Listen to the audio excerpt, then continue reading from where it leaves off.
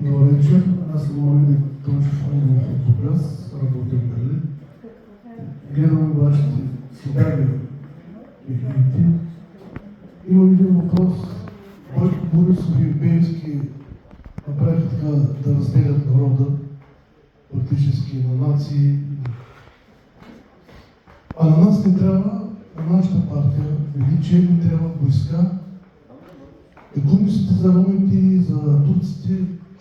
Ако влизаме дали утре, дали след 2 години в парламента разбере, дали ще подкрепят ромите и турците? Благодаря ви. Ето, тук имаме един наш съгражданин и сънародник, който знае, че с Хасан Хасанов работи перфектно, нали така? Делим ли се на партии във Върбица? Не, делим ли се на партии или се подкрепяме? Нали? И в момента и аз почнах да работя с Георги Великов в Търговище. Само да попитаме, в Върбица повече турци и цигани ли има, отколкото примерно християни? Да, повече има, да.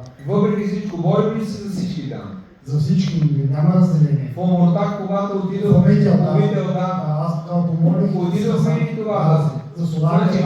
Никога не ги делим. Когато работех аз давах работа на над 4000 човека. Над 4000 човека.